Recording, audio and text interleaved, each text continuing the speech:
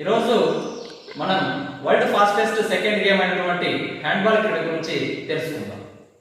ఈ హ్యాండ్బాల్ క్రీడని ప్రాచీన యూరోప్లో అంటే మధ్యయుగంలో ప్రాచీన యూరోప్లో క్యాచ్ ద బాల్ గేమ్ అని, పాంప్లేమ్ అని వివిధ పేర్లతో పిలిచేవారు. పాంప్లే, catch the ball game and పాంప్లే. ఇందులో ముఖ్యంగా మనము ఈ క్రీడ 1800 సంవత్సరంలో డెన్మార్క్ లో పుట్టినట్లుగా మనకు చరిత్ర ద్వారా తెలుస్తుంది. ఈ క్రీడ మనకు 1800 సంవత్సరంలో డెన్మార్క్ లో పుట్టినట్లుగా మనకు ఈ చరిత్ర ద్వారా తెలుస్తుంది. 1895 లో జర్మనీలో ఈ ఆధునిక క్రీడ అన్నటువంటి ఎక్కువ ప్రాచుర్యం ఎప్పుడు పొందింది అంటే 1895 లో జర్మనీలో ఈ హ్యాండ్బాల్ క్రీడ ఎక్కువగా ప్రాచుర్యం పొందింది. ఇక 1925 లో మొట్టమొదటిది అఫీషియల్ మ్యాచ్ జర్మనీ మరియు ఆస్ట్రేలియా మధ్య జరిగినట్టుగా international match, first international match Germany మధ్య మరియు ఆస్ట్రేలియా మధ్య. ఇంకా 1946 లో ఇంటర్నేషనల్ హ్యాండ్బాల్ ఫెడరేషన్, మన అంతర్జాతీయ సంస్థ అయినటువంటి హ్యాండ్బాల్ ఫెడరేషన్ సంబంధించి 1946 లో ఈ సంస్థ అనేది ఏర్పడింది. ఇక మన భారతదేశంలో హ్యాండ్బాల్ ఫెడరేషన్ ఆఫ్ ఇండియా 1970 లో హ్యాండ్బాల్ ఫెడరేషన్ ఆఫ్ ఇండియా 1970 లో మొదలైంది. ఇక 1938 లో 1938 లో మెన్స్ ఒలింపిక్స్ లో ప్రవేశం జరిగింది. 1938 లో పురుషులు ఒలింపిక్స్ లో ప్రవేశం జరిగింది. హ్యాండ్బాల్ కోర్టు విషయానికి వస్తే లెంత్ విడ్త్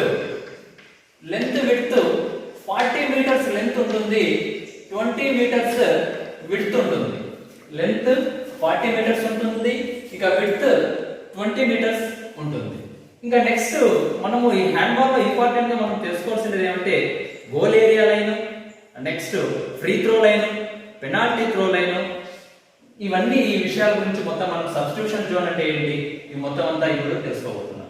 ఇక కోర్టు విషయం లెంత్ విషయానికి వస్తే 40 మీటర్స్ లెంత్ ఉంటుంది, 20 మీటర్స్ విడ్త్ ఉంటుంది. ఇక హాఫ్ డయాగ్నల్, ఫుల్ డయాగ్నల్.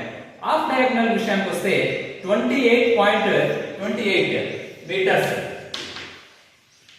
ఇది హాఫ్ డయాగ్నల్. ఇక ఫుల్ డయాగ్నల్ విషయానికి వస్తే 44 మీటర్ల 72, 44.72 మీటర్స్, ఇది ఫుల్ డయాగ్నల్. హాఫ్ డయాగ్నల్ 28.28 ఉంటుంది, full diagonal 44.72 metres full diagonal గా వస్తుంది. ఇక ఇంపార్టెంట్ గోల్ ఏరియా, దీన్ని మనం డి ఏరియా అని కూడా అంటాము. ఇది సైడ్ లైన్, ఇది goal line. Side line, goal line, goal area. మనము ఈ గోల్ ఏరియా అనేది ఈ గోల్ లైన్ నుంచి 6 మీటర్స్ దూరంలో, దీని వ్యాసార్థము 6 మీటర్స్ ఉంటుంది. చూడండి ఒకసారి గమనించండి, గోల్ లైన్ ఇది, గోల్ లైన్ నుంచి 6 మీటర్స్ దూరంలో మనము ఈ గోల్ ఏరియా లైన్ అనేది మనం మార్క్ చేసుకోవాలి. 6 మీటర్స్ దూరంలో గోల్ ఏరియా గుర్తుపెట్టుకోండి.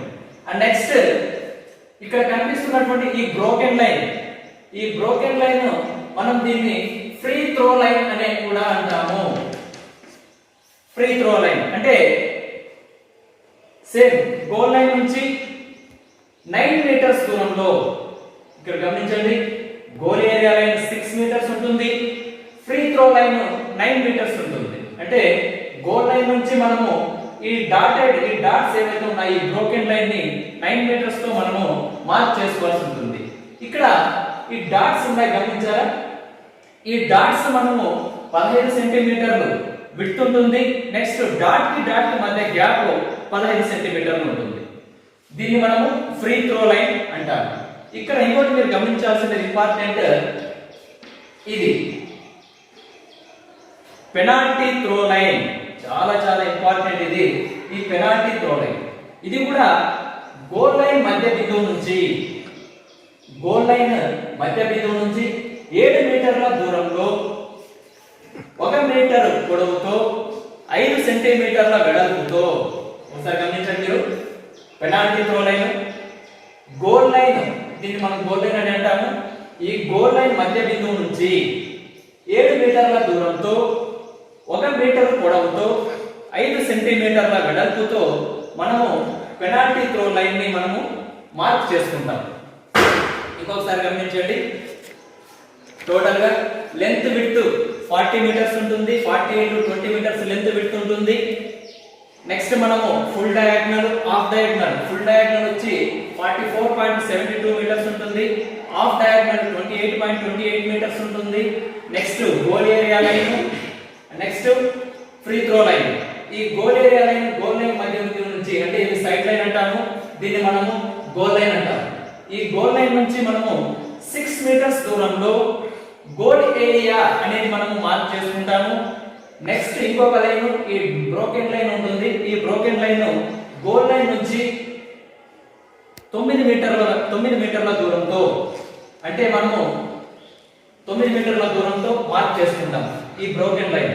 ఈ కనిపిస్తున్న డాట్స్ పొడవు 15 సెంటీమీటర్లు ఉంటుంది.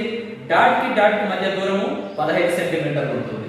ఇంకొక ఇంపార్టెంట్ పెనాల్టీ త్రో లైన్ అని చెప్పుకున్నాం. ఈ పెనాల్టీ త్రో లైన్ అనేది గోల్ లైన్ మధ్య బిందువు నుంచి 7 మీటర్ల దూరంతో 1 మీటర్ పొడవుతో 5 సెంటీమీటర్ల వెడల్పుతో మనము ఈ పెనాల్టీ త్రో లైన్ అనేది మార్క్ చేసుకుంటాము.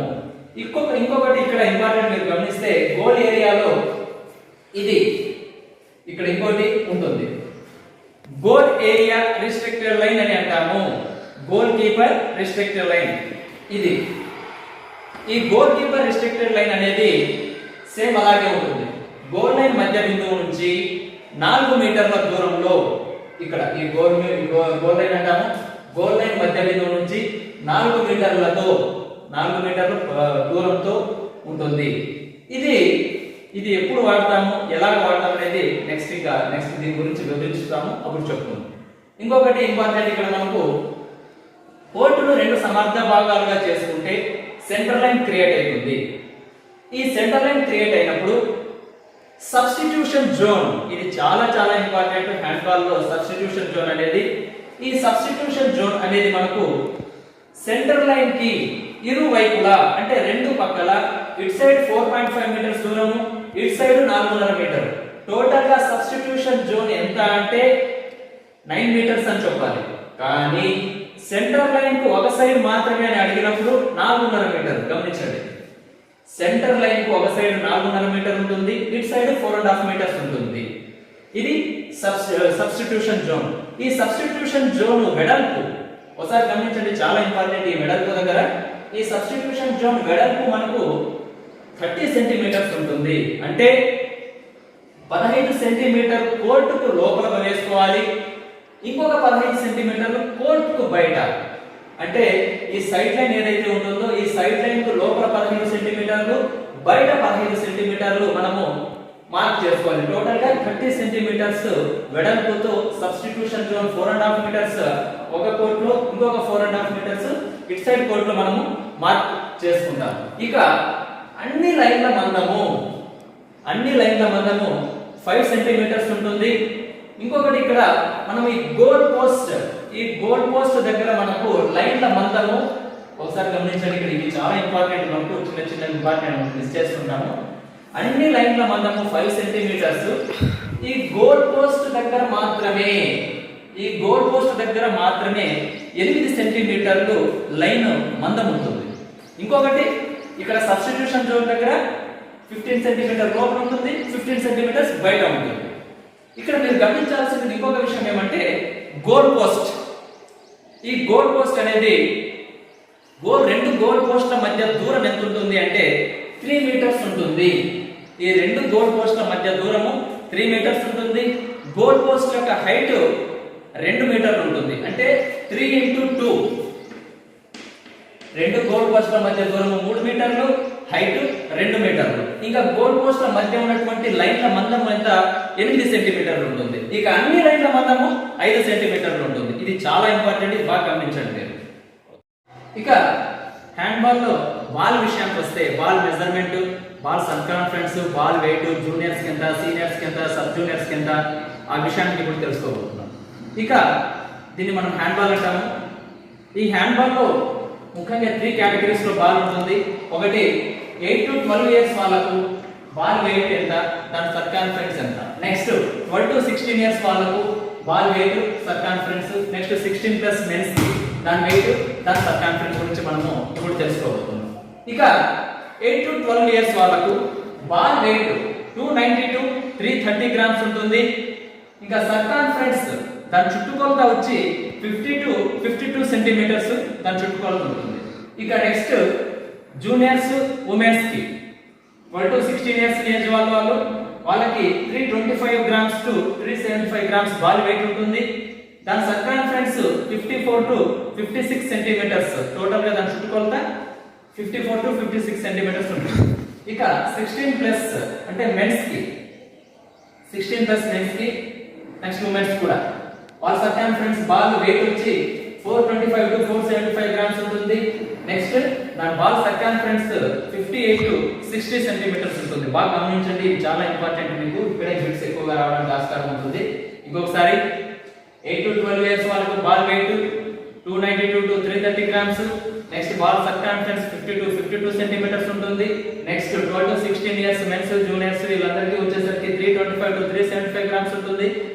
బాల్ సర్కంఫరెన్స్ 54 to 56 సెంటీమీటర్స్ ఉంటుంది. నెక్స్ట్ 16 ఏజ్ వాళ్ళకు 16+ మెన్స్ ఉమెన్స్ వాళ్ళకు 425 to 475 గ్రామ్స్ ఉంటుంది. దాని సర్కంఫరెన్స్ 58 to 60 సెంటీమీటర్స్ ఉంటుంది. ఇక గేమ్ డ్యూరేషన్ కోసం అంటే కాల వ్యవధి, అంటే ఎవరి ఏజ్ వాళ్ళకి ఎంత టైం ఆడించాలి గేమ్ మధ్యలో ఉన్నటువంటి బ్రేక్ ఎంత ఉంటుంది అది కూడా గమనిద్దాం. సేమ్ అలాగే 8 to 12 ఇయర్స్ వాళ్ళకు గేమ్ వచ్చి 20 మినిట్స్ ఫస్ట్ హాఫ్ ఉంటుంది, 10 మినిట్స్ రెస్ట్ ఉంటుంది. నెక్స్ట్ 20 మినిట్స్ గేమ్ ఉంటుంది. 20 10 minutes rest, next 20 minutes game ఉంటుంది.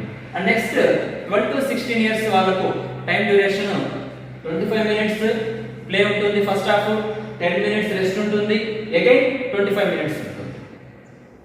నెక్స్ట్ 16+ వాళ్ళకు 30 minutes first half, 10 minutes rest, again 30 minutes ఉంటుంది.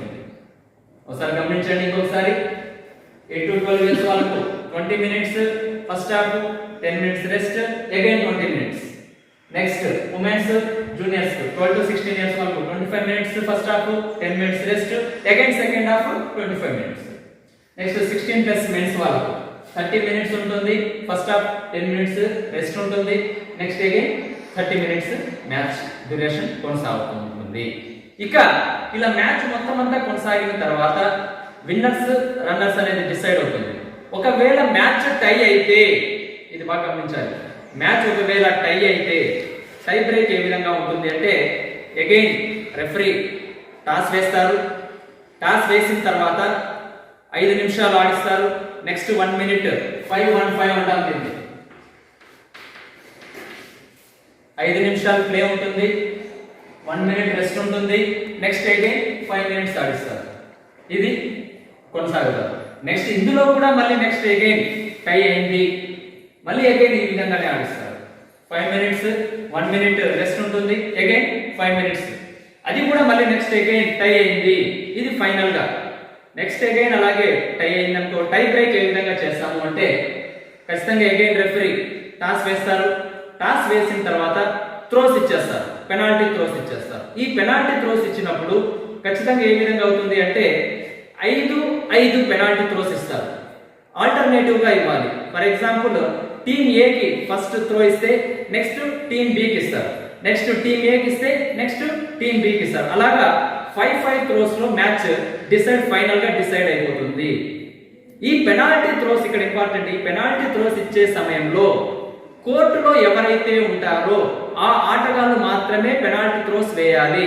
ఫర్ ఎగ్జాంపుల్ సస్పెన్షన్ అయి ఉంటారు, మ్యాచ్ డిస్క్వాలిఫై అయిన ప్లేయర్స్ కొంతమంది ఉంటారు, సస్పెండ్ అయిన క్రీడాకారులు కొంతమంది ఉంటారు, వాళ్లకు అనుమతి లేదు. అంటే కోర్టులో ఈ పెనాల్టీ త్రోస్ ఇచ్చే సమయంలో కోర్టులో ఎవరైతే క్రీడాకారులు అయితే ఉంటారో వాళ్ళు మాత్రమే పెనాల్టీ త్రోస్ వేయడానికి ఎలిజిబుల్ అవుతారు.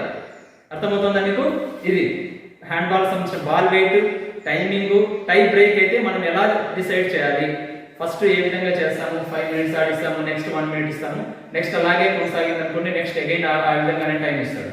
మళ్ళీ నెక్స్ట్ అలాగే టై అయితే ఉంది. దాని టైని మనం ఏ విధంగా బ్రేక్ చేయాలి అంటే ఫైనల్ గా త్రోస్ అనేది ఇవ్వడం జరుగుతుంది. హ్యాండ్బాల్ లో టైం అవుట్స్ విషయానికి వస్తే ఈ టైం అవుట్స్ అనేవి చాలా ఇంపార్టెంట్. సార్ గమనించండి, 3 టైం అవుట్స్ ఉంటాయి. ప్రతి టీమ్ కు 3 టైం అవుట్స్ ఉంటాయి. టైం డ్యూరేషన్ 1 మినిట్ ఉంటుంది.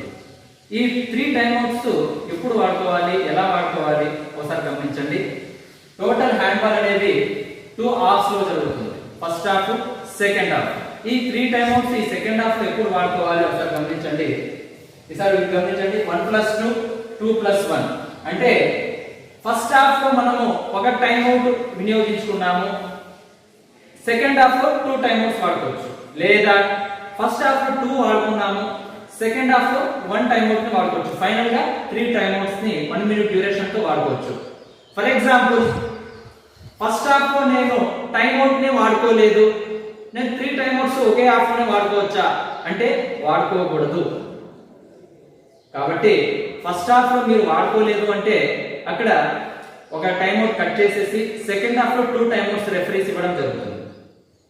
సార్ ఒకసారి బాగా గమనించండి, ఇది కన్ఫ్యూజ్ కాకూడదు. టోటల్ గా 3 టైం అవుట్స్ ఉంటాయి. టైం అవుట్ డ్యూరేషన్ 1 మినిట్ ఉంటుంది. ప్రతి టీమ్ కి 3 టైం అవుట్స్ ఉంటాయి. 2 హాఫ్స్ లో జరుగుతుంది మ్యాచ్.